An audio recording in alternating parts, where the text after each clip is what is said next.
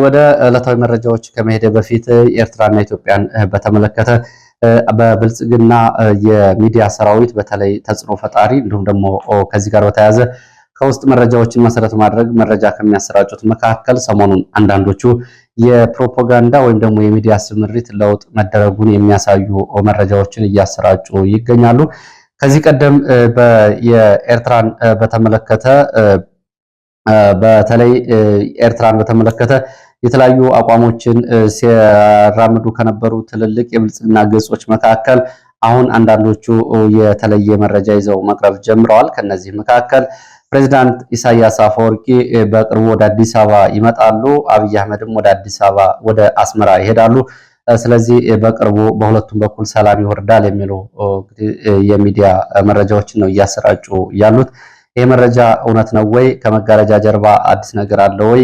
በአሜሪካ በኩል ቀርቧል የተባለው ሮድማፕ እና ድርድር እየተባለው እውነት ነው ወይ የሚሉትን ጉዳዮች ባለበት ነው። ግን ባለፈው እንግዲህ ኢትዮጵያ ከፍተኛ የሆነ የአየር ኃይል ዝግጅት አላት።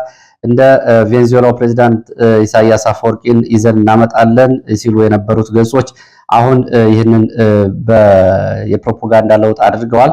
የኢራን ጦርነት አጋጣሚ በመጠቀም በኤርትራ ላይ ዘመቻ እናደርጋለን ሲሉ የነበሩት ናቸው። እንግዲህ ከአንድ ወርና ከሁለት ወር በፊት አሁን ወደ አስመራ እንሄዳለን፣ አስመራዎችም ወደ አዲስ አበባ ይመጣሉ እያሉ ያሉት እንግዲህ በሚቀጥሉት ጊዜያት ምናልባት የምናያቸው ነገሮች ይኖራሉ። ወይም ደግሞ ካልሆነ እንግዲህ የምርጫ ጊዜ ውስጥ ያለውን ጫና ለማሳለፍ እንደዚሁ አዲስ የተሰራጨ ያለ ፕሮፓጋንዳም ሊሆን ይችላል። ለማንኛውም የሚሆነውን አብረን እናየዋለን።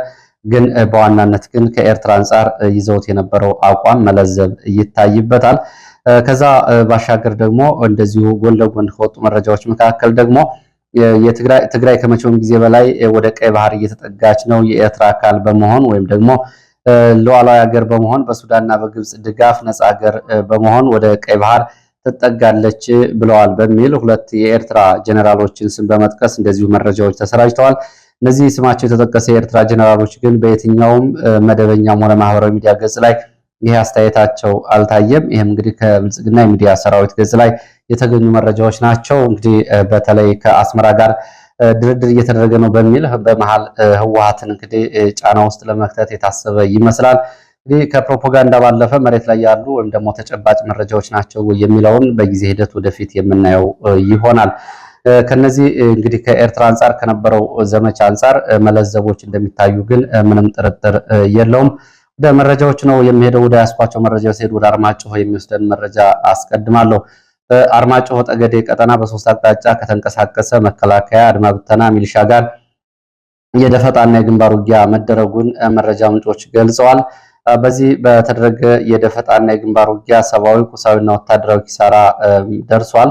መነሻውን ከታች አርማጭሆ ወረዳ ሳንጃ ከተማ በማድረግ እንዲሁም ደግሞ በሌላ አቅጣጫ ደግሞ ከቅራቅር ጠገዴ ወደ ሰጋሎ፣ ካሸሬ ወደ ሰጋሎ በሶስት አቅጣጫ ከተንቀሳቀሰ አድማ ብተናና ሚሊሻ ጋር ነው ውጊያ የተደረገው። ውጊያው የደፈጣ የፊት ለፊት ውጊያ እንደነበር የመረጃ ምንጮች ገልጸዋል። በተለይ ከሳንጃ ወደ ሰጋሎ እንቅስቃሴ ላይ በነበረው ኃይል ላይ ተከታታይ ሁለት የደፈጣ ጥቃቶችና የግንባር ውጊያ ተደርጓል። በዚህ የደረሰው ጉዳት አልታወቀም። ይህንን በተመለከተ በፋኖ በኩል የወጡ መረጃዎች ግን 20 የሚደርሱ ሞት፣ 8 ቁስለኛ መሆኑና በዚህ ውጊያው እስከረፋት ድረስ ቀጥሎ ተጠናክሮ መቀጠሉን ይገልጻሉ። በዚህ በሌሎቹ ግንባሮች እንደዚሁ ውጊያዎች እንደነበሩና ተኩስ እንደነበር ነው የተገለጸው። ሌላው በመከላከያን እንዲቀላቀሉ የአድማ ብተና አባላት እንቅስቃሴዎች ተጀምረዋል የሚሉ መረጃዎችም ወጥተዋል። በአማራ ክልል እየተደረገ ባለው ጦርነት ከመከላከያ ጎን ሆነው እየተዋጉ ያሉት የአድማ ብተና አባላት ወደ መከላከያ እንዲቀላቀሉ እንቅስቃሴዎች እየተደረጉ ነው ብለዋል። የአድማ ብተና አባላቱ ወደ መከላከያ እንዲቀላቀሉ ከአሁን በፊት ተደጋጋሚ ጥረቶች ቢደረጉም ብዙ አልገፉም ነበር። አሁን ፍላጎታቸውን መሰረት አድርጎ ወደ መከላከያ ክፍለ ጦሮች፣ ሬጅመንቶች እንዲቀላቀሉና በመከላከያ ውስጥ ፎርም እንዲሞሉ ጥያቄዎች ቀርበዋል የሚል መረጃ ወጥቷል። ይህ እንግዲህ ከዚህ በፊት በተመሳሳይ ሙከራዎች ነበሩ፣ ብዙ አልተገፋባቸውም ተብሏል። በተለይ የክልል አድማ ብተናዎችን እና አደረጃጀቶችን በማፍረስ ወደ መከላከያ ይገባሉ የሚለው ከአሁን በፊት እንግዲህ በአማራ ክልል ለዚህ ጦርነት እንደ ቅጽበታዊ መነሻ መሰረታዊ መነሻ አይደለም እንደ ቅጽበታዊ መነሻ ከሚታዩ ጉዳዮች መካከል አንዱ ነው። የአማራ ልዩ ኃይል እንዲፈርስ ወይም ደግሞ ወደ ሌላ አደረጃጀት እንዲገባ ሲደረግ የኦሮሚያ ልዩ ኃይል እንዲሁም ደግሞ የትግራይ ደግሞ ራሱ መከላከያ እያለ የሚጠራው ባሉበት ሆነው ነው የሚገኙት። እንግዲህ አስገዳጅ የሆነ ሁኔታ ትጥቅ ይፈታል የተባለው የህወሓት ታጣቂ እንኳ አሁን ወደ ድሮንና ሌሎች ዘመናዊ መሳሪያዎች እየተሸጋገረ ነው የሚገኘው። በአንጻሩ የአማራ ልዩ ኃይል ወደ አድማ ብተና እንዲሁም ከአድማ ብተና ወደ መከላከያ በሚል በተለያየ ጊዜ አደረጃጀቱ ጫና ውስጥ እንዲገባ እየተደረገ ነው የሚገኘው። ከዚህ ጋር በተያያዘ የአድማ ብተናና የሚሊሻ አባላት ወደ መከላከያ እንዲገቡ በሚጠየቅበት በዚህ ወቅት የአማራ ክልል ደግሞ የሚሊሻ ጽሕፈት ቤት የሚለውን አደረጃጀት ወደ ሚሊሻ ኮሚሽን ወደሚል አደረጃጀት እንዲያድግ አድርጎታል። ይህም ሚሊሻና ወታደራዊ ግንባታ ላይ የተሰጠውን ልዩ ትኩረት ያሳያል ተብሏል። ወደፊትም ሚሊሻ በአካባቢ ውጊያዎች ዋነኛ ኃይል ሆኖ እንዲቀጥል እየተደረገ ያለ መዋቅራዊና የአደረጃጀት ለውጥ ነው ሲሉ የመረጃ ምንጮች ይገልጻሉ። ሌሎች የህዝብና የልማት ተቋማት እንደ ትምህርት፣ ግብርና፣ ጤና ያሉ ተቋማት ያልተሰጣቸውን ትኩረት ሚሊሻ ከፍተኛ ትኩረት ተሰጥቶታል ብለዋል። ይህ እንግዲህ ያው የጦርነት እና ጦረኛ መንግስት ስላለ ነው እንግዲህ ሚሊሻ በዚህ ልክ እየተደራጀ፣ ሌሎቹ ደግሞ ተቋማት እንደ ትምህርት፣ እንደ ግብርናና እንደ ጤና ያሉት ትኩረት እየተነፈጋቸው። ወደ ሌላ መረጃችን ስንሄድ ወደ ደቡብ ጎንደር የተለያዩ ቀጠናዎች ያሉ መረጃዎችን አደርሳለሁ። የመጀመሪያው ስማዳ ነው። በስማዳ ወገዳ መከላከያ ሻለቃ አዛዥ ላይ በመከላከያ እርምጃ ተወስዷል የሚል መረጃ ወጥቷል። አዛዡ ከ4 ቀናት በፊት ፋኖ ወደ ወገዳ ከተማ ሲገባ ተገቢውን ወታደራዊ ስምሪት አልሰጠህም፣ የራስህን ኃይል በትነህ ለአደጋ አጋልጠህ ራስህ በገበሬ ቤት ውስጥ ተደብቀህ ጉዳት እንደርስ በሰራዊቱ ላይ አድርገሃል በሚል ነው እርምጃ እየተወሰደበት። ከ2 ቀናት በኋላ ተመልሶ ወደ ሰራዊቱ ሲቀላቀል እርምጃ እንደተወሰደበት የገለጹት የመረጃ ምንጮች ሸረፍ ጎዴ ተብሎ በሚጠራ ወታደራዊ ካምፕ ምሽቱን ከፍተኛ ተኩስ እንደነበርና በተኩሱ በመከላከያና በአድማ ብተና መካከል እንደነበር የመረጃ ምንጮች ገልጸዋል። የአድማ ብተና አባላት ከግዳጅ ቀጠና ሊወጡ ነው በሚል ምክንያት የነበረ ተኩስ እንደነበርና ቁጥራቸው ያልታወቁ የአድማ ብተና አባላት ምሽቱን ከካምፕ ስለመውጣታቸው የመረጃ ምንጮች ገልጸዋል። ይህንን በተመለከተ ዘግየት ብሎ የወጣ መረጃ ከግዳጅና ከስምሪት ቀጠናቸው እየወጡ የአድማ ብተና አባላትን በተመለከተ ምሽቱን በነበረው ተኩስ በተለይ የአድማ ብተና አባላት ወጥተውባቸዋል በተባሉ 2 መግቢያ በሮች ከፍተኛ ተኩስ ነበረ። 9 የአድማ ብተና አባላት ከግዳጅ ቀጠና ትጥቃቸውን ይዘው ስለመውጣታቸው ሲገለጽ፣ መቅደሰ ማርያም፣ 3 ቻም ተብሎ በሚጠሩ መውጫ በሮች ከፍተኛ ተኩስ ነበር። ከዛ ባሻገር እንደዚሁ ኳስ ሜዳ እስከ ቂጣ ማውቂያ ድረስም ውጊያ ተኩስ ነበረ። የአድማ ብተና አባላት ለራሳቸው የተኩስ ሽፋን እየሰጡ ከግዳጅ ቀጠና እየወጡ መሆናቸውንም የመረጃ ምንጮች ገልጸው በመከላከያ አባል ላይ በመከላከያ አዛዡ ላይ እርምጃ የተወሰደበት የሻለቃ አዛዥ ክፍለ ጦርም 22ኛ ክፍለ ጦር ሻለቃ እንደሆነ ጠቁመዋል። ይህ እርምጃ ተወሰደበት የተባለው ወታደራዊ አዛዥ ማረጉን በተመለከተ የሻለቃ ሙሉ አዛዥ ወይም ደግሞ ሻምበል አዛዡን የታወቀ ነገር የለም የሚሉ ደግሞ ተጨማሪ መረጃዎች ወጥተዋል። እቀጥላለሁ ወደ መረጃዎቹ ስቀጥል በሌሎች አካባቢዎች ያሉ መረጃዎችን አስከትላለሁ። ወደ ሸዋ መራቤቴ ቀጠና ስንሄድ 8 የሚሊሻ አባላት ከነትጥቃቸው ከግዳጅ ቀጠና በመውጣት ወደ ፋኖ መቀላቀላቸውን የሚገልጹ መረጃዎች ወጥተዋል። የሚሊሻ አባላቱ ወደ ፋኖ ሲቀላቀሉ በፋኖ በኩል አቀባበል ተደርጎላቸዋል ነው የተባለው። ፋኖም ስም ዝርዝራቸውን በማያያዝ መረጃውን ይፋ አድርጓል። ሌላው መረጃችን ወደ መቀሌ የሚወስደን ነው። ወደ አማራ ክልል ወዳሉ የተለያዩ የግንባር መረጃዎች መለሳለሁ። ወደ መቀሌ የሚወስደን መረጃ ላስከትል። በመቀሌ እንግዲህ ያለው አጠቃላይ የስልጣን ሽኩቻ ተባብሶ ቀጥሏል። የጀነራል ታደሰ ወረደ የቅርብ ሰዎች ናቸው የተባሉት ከኃላፊነት እንዲባረሩ ሲደረግ፣ አንዳንዶቹ በፖሊስ ቁጥጥር ስር እንዲውሉ እየተደረገ ነው የሚገኘው። ዛሬ ከመቀሌ ከተሰሙ መረጃዎች መካከል ሜጀር ጀነራሉ ከኃላፊነት ተባረዋል። ቀደም ብሎ የጀነራል ታደሰ ወረደ ደጋፊ ናቸው በሚል ነው እንግዲህ ጀነራል ታደሰ ወረደን ጨምሮ 2 ጀነራሎች ከኃላፊነት መባረራቸውና መፈንቅለ መንግስት ስልጣን እንደተደረገባቸው መረጃዎች ያሳያሉ። ከጀነራል ታደሰ ወረደ በመቀጠል ከፍተኛ የትግራይ ጊዜያዊ አስተዳደር ባለስልጣን ዛሬ ተባረዋል። ዛሬ ከመቀሌ የወጡ መረጃዎችን እንደሚጠቁሙት በጊዜያዊ አስተዳደር የትግራይ ጊዜያዊ አስተዳደር የክልሉ የፖሊስ ኮሚሽን ኮሚሽነር ሜጀር ጀነራል ገብረ ዲላ ተባረዋል ዛሬ ከኃላፊነታቸው። በነደብረ ጽዮን ቡድን በኩል ከጀነራል ታደሰ ጎን ተሰልፈዋል በሚል ባለፈው እርምጃ ይወሰድባቸዋል ከተባሉት መካከል ስማቸው ተካቶ የነበረው ጀነራል ገብረ ዲላ ዛሬ በደብረ ጽዮን ደብዳቤ ከኃላፊነት ተባረው ሌላ የፖሊስ አዛዥ በምትኩ ተሹሟል።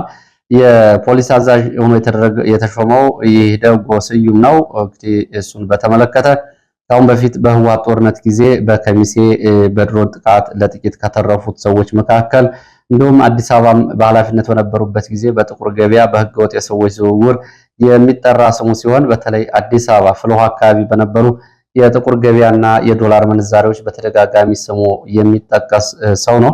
ወደ ትግራይ ከተመለሱም በኋላ ከአስመራ እስከ መቀሌ ከመቀሌ እስከ አዲስ አበባ በህገወጥ የሰዎች ዝውውር እንደዚሁ ስማቸው ከሚጠራና ጠንካራ የህገወጥ ሰዎች ዝውውር መዋቅር ከዘረጉ የህወሓት ወታደራዊ ባለስልጣናት መካከል ስሙ ይጠቀሳል። በአዲስ አበባ ለማሳለፍ የኤርትራ ተወላጆችን በትግራይ በሁለት ኬላዎች ላይ በእያንዳንዱ ኬላ እስከ $5000 ወይም ደግሞ አሁን ባለው ሁኔታ እንግዲህ ከ700,000 ብር እስከ 2 ሚሊዮን ብር እስከ 1 ሚሊዮን ብር የሚጠጋ ገንዘብ የሚቀበሉ ኔትወርክ ወይም ደግሞ የተዘረጋ ህገወጥ ቡድን ካላቸው መካከል ይገኙበታል። በነፍስ ወከፍ $5,000 ከሚያስከፍሉት የጸጥታ ሰዎች አንዱ ናቸው ዛሬ የተሾሙት። ይህ ደጎ ስዩም የሚል መረጃ ወጥቷል። በሌላ መረጃ ባለፈው በጀነራል ታደሰ ወረደ ከኃላፊነት ተባረው የነበሩት የትግራይ ቴሌቪዥን የኃላፊ ዛሬ በደብረ ጽዮን ደብዳቤ ወደ ኃላፊነት ተመልሰዋል። ከሁለት ሳምንት በኋላ በደብረ ጽዮን ደብዳቤ ወደ ኃላፊነት የተመለሱት አባዲ ገብረስላሴ በትግራይ ቴሌቪዥን የሚገኙ ጋዜጠኞችን ማስጠንቀቂያ ሰጥተዋል።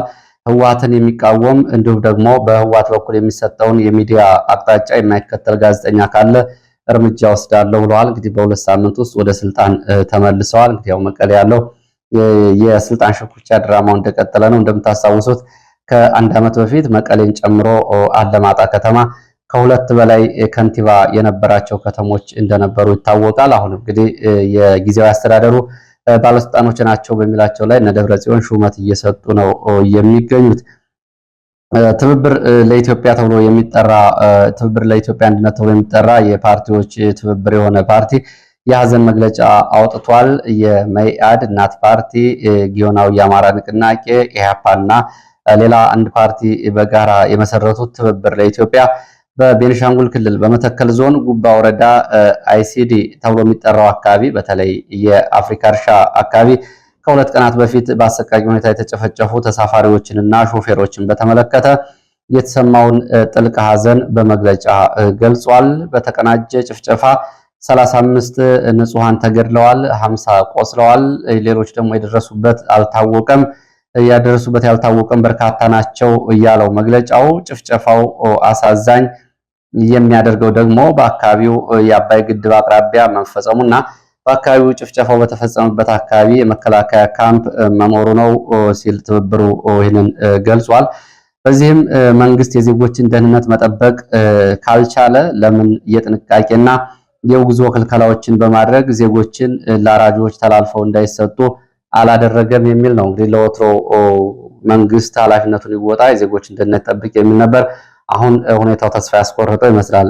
ትብብሩ አሁን ቢያንስ የጉዞ ክልከላና እንዲሁም ደግሞ ቀጠናዎችን በተመለከተ መረጃ በመስጠት የዜጎችን ሕይወት ይታደግ ወደሚል መግለጫ ወርዷል። በዚህ መንገድ እንግዲህ ሕይወታቸው ላለፈ ነፍሳቸው በአጸደ ገነት እንዲሁም ደግሞ ለወዳጅ ዘመዶቻቸው መጽናናትን የተመኘው ትብብሩ እውነተኛ የፍትህ ቀን ይመጣል ሲልም እንደዚሁ በዚሁ መግለጫው ላይ ገልጿል። ወደ ግንባር መረጃዎች እንመለሳለን። ወደ ግንባር መረጃዎች የሚወስዱ መረጃው ሳስከትል ወደ ወልዲያ ዙሪያና ራያ ቆቦ ቀጠና ወዳሉ መረጃዎች አልፋለሁ። ራያ ቆቦ በከባድ መሳሪያ ሽፋን በተለያዩ አቅጣጫዎች ከተንቀሳቀሰ መከላከያ፣ አድማ ብተና፣ ሚሊሻ ጋር ለሰዓታት የቆየ ውጊያ መደረጉን የመረጃ ምንጮች ገልጸዋል። በቃሊም፣ በሮቢት፣ አሚድ፣ በቅሎ ማነቂያ፣ ለጋይሶራ፣ ለኪኬ በተባሉ አቅጣጫዎች ከማለዳ ጀምሮ በከባድ መሳሪያ ሽፋን በመንቀሳቀስ በአካባቢው በፋኖ ቀጠናዎች ከበባ ለማስገባት ዘመቻ ካደረገ እግረኛ ጋር ለግማሽ ቀን የቆየ ውጊያ መደረጉን የወጡ መረጃዎች ይገልጻሉ። ውጊያው በቡድን መሳሪያ እየታገዘ እንዲሁም ደግሞ በደፈጣ የግንባር ውጊያና የእጅ ቦምብ ጭምር የታገዘ ውጊያ እንደተደረገ የሚገልጹት የመረጃ ምንጮች የጉዳት መጠኑን በተመለከተ በመከላከያም ሆነ በፋኖ በኩል የደረሰው ዝርዝር ጉዳት አልታወቀም። የተጣራ መረጃ እንደወጣ ወደ እናንተ ይደርሳል። በሌላ ዜና እንደዚሁ ወደ አዊ ዞን ስንሄድ በአዊ ዞን አዩ ጓጉሳ ወረዳ በሁለት ቀናት ልዩነት ሁለተኛ ጥቃት መፈጸሙን መረጃ ምንጮች ገልጸዋል። በአዊ ዞን አዩ ጓጉሳ ወረዳ ፋኖ በፈጸመው ድንገተኛ ጥቃት ካምፕ ውስጥ የነበሩ የሚሊሻ አባላት ጉዳት ደርሶባቸዋል። በካምፕ ውስጥ የነበሩ ሎጂስቲኮችም እንደዚሁ በፋኖ ተወስደዋል ወይም ደግሞ ተማርከዋል። ግንቦት 4 ቀን በአዘና ከተማ በፋኖ ከተፈጸመው ጥቃት ተከትሎ ዛሬ ማለዳም አንበላ ተብላ በምትጠራ ከተማ በሚሊሻ ካምፕ ላይ በተፈጸመው ጥቃት በአሃዛዊ መረጃዎች ያልታወቀ ቁሳዊ ወታደራዊ ጉዳት ደርሷል። ይህንን ተከትሎ አዘናና አንበላ ከተሞች በተከታታይ የተፈጸመውን የፋኖ ጥቃት ተከትሎ ለምርጫ ቅስቀሳ ስምሪት ላይ የነበረ የአካባቢው የብልጽግና ባለስልጣናትና ሚሊሻ ከአካባቢው ከምርጫ ዘመቻ ውጭ ሆኗል። ይህንን ተከትሎ ከግምጃ ቤት ተጨማሪ ኃይል እንዲንቀሳቀስ ተደርጓል ነው ያሉት የመረጃ ምንጮች።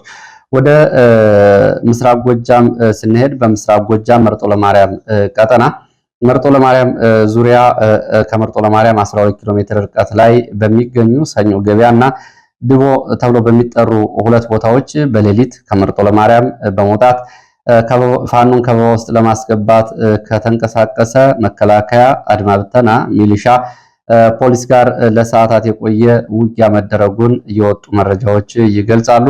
ከሌሊቱ 10 ሰዓት በሁለት አቅጣጫ ከወጣው ኃይል ጋር በተደረገ ውጊያ ፋኖ ያጸፋ ምላሽ በመስጠት ከበባ ሰብሮ ስለመውጣቱ የመረጃ ምንጮች ገልጸዋል። ከበባ ሰብሮ ለመውጣት በተደረገው ያጸፋ ምላሽም ሆነ በነበረው ውጊያ የደረሰው ዝርዝር ጉዳት አልታወቀም። በዚህ እንግዲህ እስከ ረፋድ ድረስ ግን በአካባቢው ተኩስ ቀጥሎ እንደነበር የወጡ መረጃዎች ገልጸዋል። በፋኖ ሆነ በመከላከያ የደረሰው ጉዳት ግን በውል አልታወቀም። ፋኖ ግን ከበባ ሰብሮ ወጥቷል። የሌሊት ዘመቻ ነበር የተደረገው ተብሏል።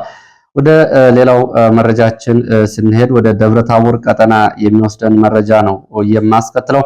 በደብረታቦር ቀጠና በተለያዩ አካባቢዎች ወደ እስቴና ደራ አካባቢዎች ከሰዓት በኋላ በአካባቢው ውጊያ መቀስቀሱን የመረጃ ምንጮች ገልጸዋል።